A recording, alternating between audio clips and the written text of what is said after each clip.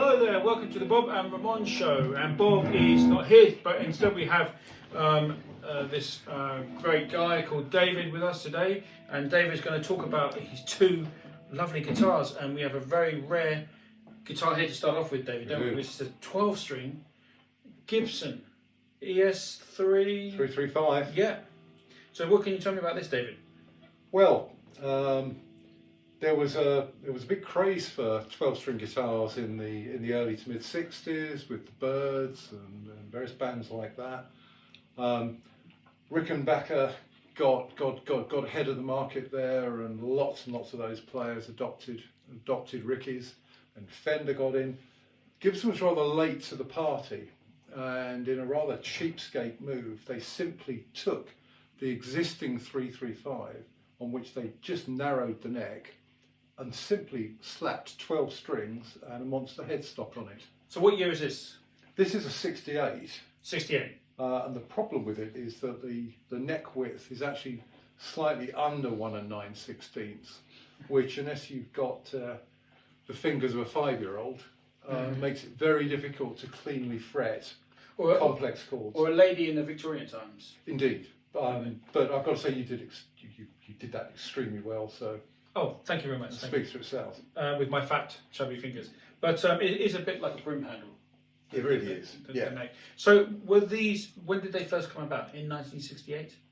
65 was the first one. There's a handful, I believe there's even a handful for 64 with a wider neck. But the peak production, I think, was around 66, 67. By the time this was made, the craze had more or less waned, and they were just selling off the remaining stock. And what's interesting, we were having a conversation, David, weren't we, before then?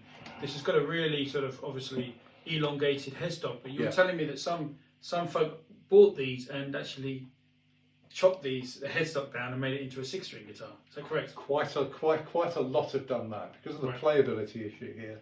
A lot of people have just simply had luthiers shorten the headstock, put 6 tuners in, put a 6-string nut and a 6-string bridge on them, and play them as 335s. Wow. Which I think is a bit sad. It is sad, yeah, when it's such an unusual, maybe unusable in terms of the narrowness, but it's still a beautiful guitar. Yeah, it is. You know. And what do we have here? Why am I thinking Elvis? I don't know. You know what? Because have you seen the new Elvis film? No. There's a famous guitar made by Hagstrom. Hagstrom? Yeah, the Swedes. And Elvis in the film played this Hagstrom because apparently I think there was a band playing and the session guitarist was playing a Hagstrom guitar, which looks rather like one of these.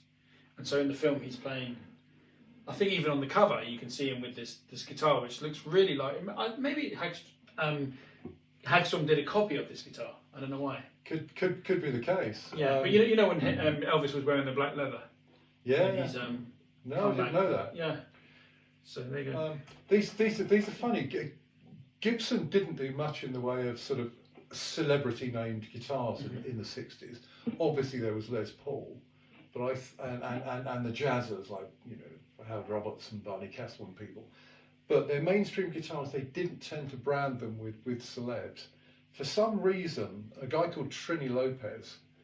Was he Cuban? Was he Latin? It sounds like a Mexican something or Cuban. like that. Yeah. He wasn't a great guitar player. He just strummed, but he had hits with I Had a Hammer and Lemon Tree and things like that. So they were big in the US charts at that time. So for some reason, Gibson asked him to give his thoughts and then endorse the Trini Lopez model, which is actually a very, very unusual design for Gibson. First thing you notice is the F-holes aren't F. They're kind of stylized diamond shape, and they're bound. Second thing you notice is the 6 tuners to a side. People sometimes call it a Fender headstock. Actually, it's the same headstock that was on Firebirds. Right, the non-reverse Firebird. If you look at that shape, it's obviously from there.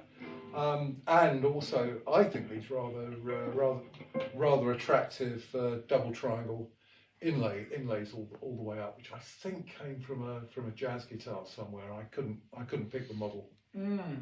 Yeah, don't know. Doesn't ring a bell. But it's a really nice guitar. And what year was this? This is 68, which you can tell by the remnants of the Gibson logo on the guard, which Gibson only did in 68. You just see that. And they also design a wooden insert for the trapeze tailplate with a Trini Lopez logo on it, which is all rather cool. And how many do you think they made of these? Are they common? Are they quite? They made quite a few. I can't remember the numbers. Because you do see them around, don't you? You see them around for sale, don't you? You do. You do. They come to prominence a lot lately because Dave Grohl plays a Pelham Blue version of this. So they've actually issued a Dave Grohl signature model.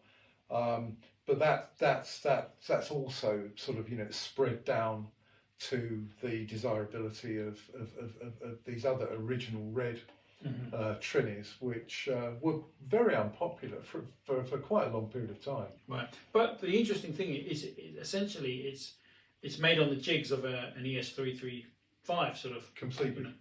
Completely. I mean, to all intents and purposes, this is a late 60s 335 with a funny neck and some slightly different F-holes. Wow.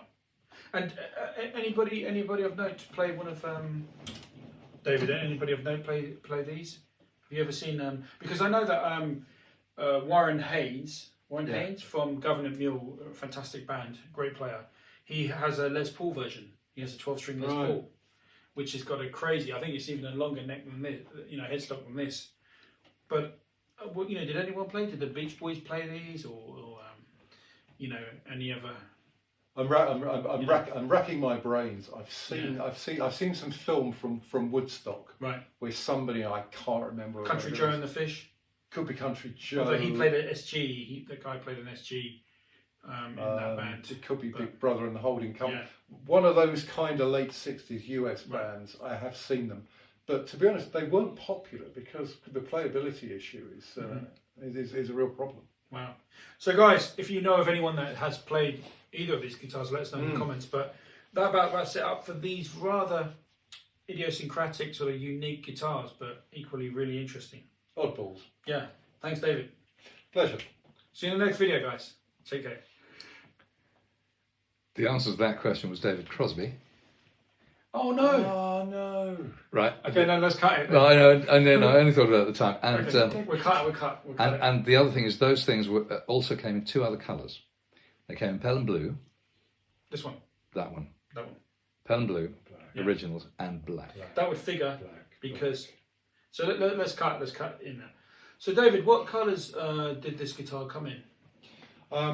Almost all of them were cherry red, but there are a handful in Pelham Blue and black, and those would be very rare and very expensive. And of course, David Grohl has very much publicised the Pelham Blue version. Right, so that would be really going up in price, won't it? Seriously, yeah. So just coming back to this guitar, I actually did a video because David Crosby unfortunately passed away recently. Yes. But when I was doing that video, I actually went through some of the guitars he played, and I actually did.